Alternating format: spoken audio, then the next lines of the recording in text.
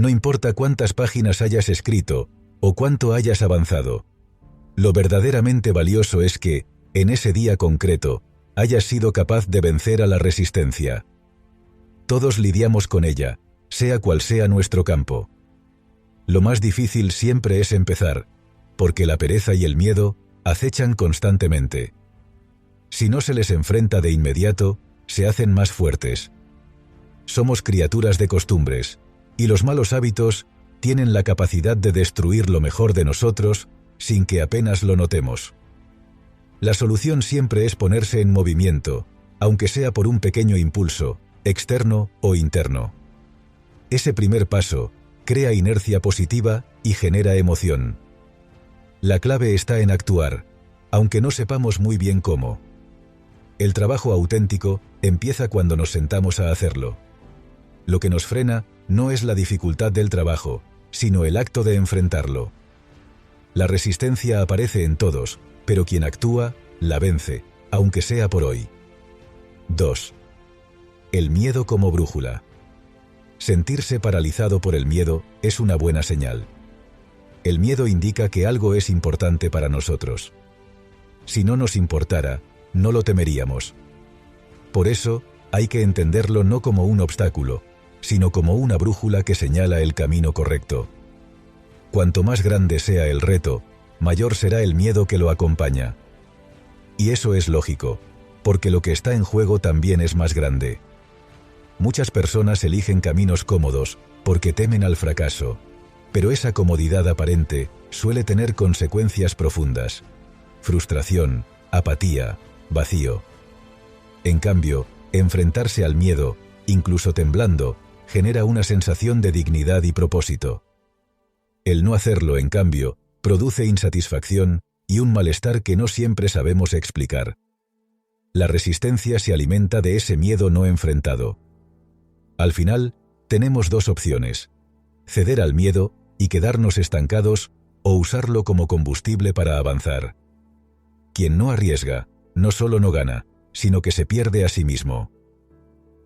3. La crítica como reflejo del miedo.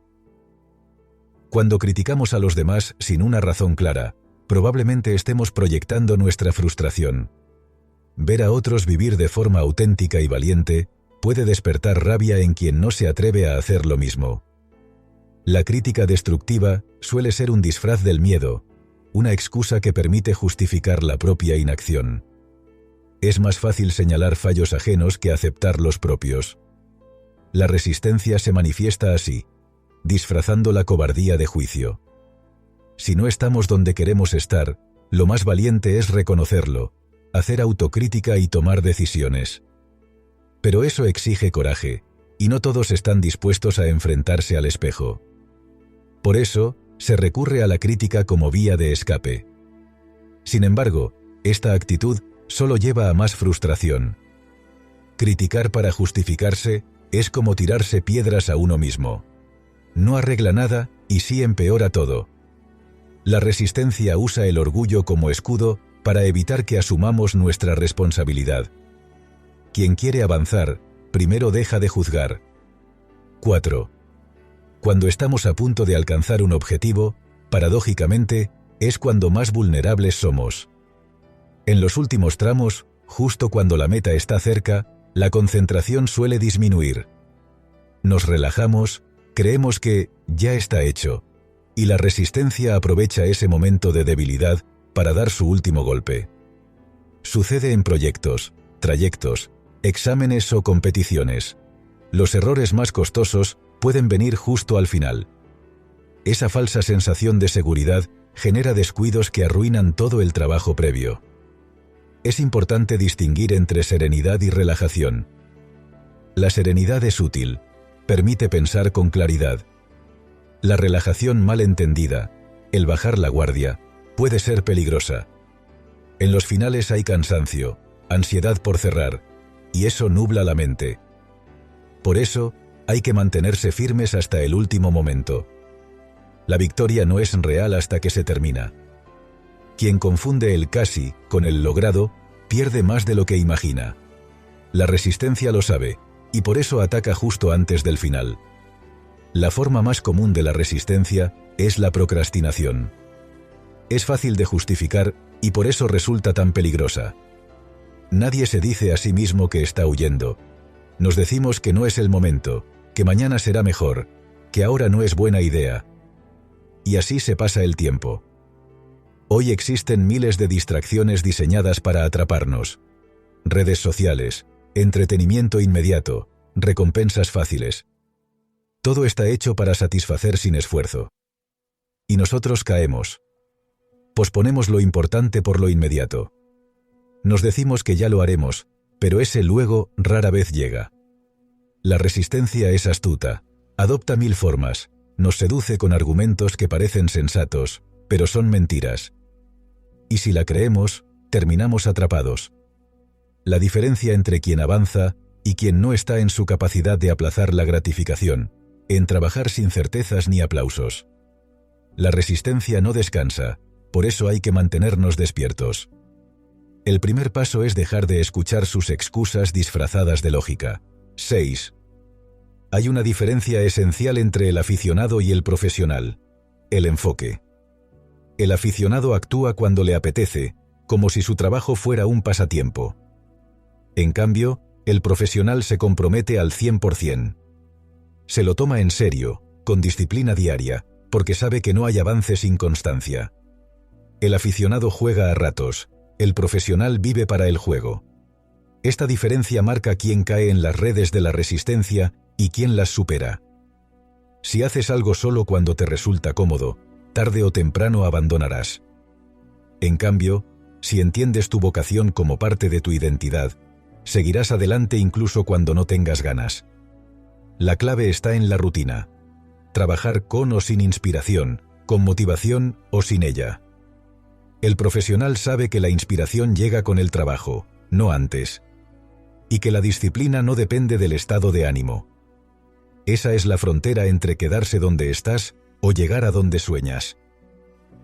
7. Convertirse en profesional es una decisión.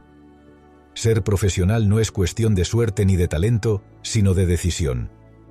Es asumir con total compromiso una meta y actuar en consecuencia. Convertirse en profesional empieza con un deseo profundo, no un simple capricho. Luego viene la decisión firme, que se demuestra con acción constante. Después, la disciplina. Hacer lo que debe hacerse, sin excusas ni retrasos.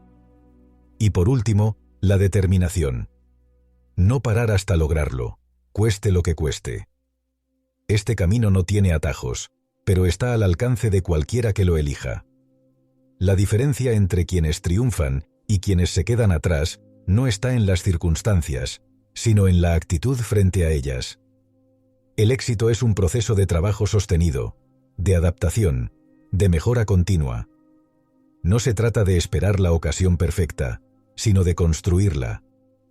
El profesional avanza incluso sin garantías, porque no trabaja por un resultado inmediato, sino por un propósito más grande. La decisión de avanzar lo cambia todo. 8. Las reglas no son iguales para todos. El profesional no espera justicia ni condiciones ideales. Sabe que el mundo no es perfecto y que la adversidad forma parte del camino. No pierde tiempo quejándose ni deseando que las cosas sean más fáciles. Acepta la realidad como es y actúa en ella. Entiende que obstáculos, errores y golpes de suerte son parte del juego.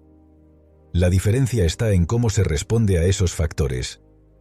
Mientras el aficionado se frustra y se paraliza, esperando que todo mejore mágicamente, el profesional se adapta, busca soluciones y sigue adelante. Convertirse en víctima consume energía, pero actuar la canaliza. La clave está en elegir qué papel queremos jugar.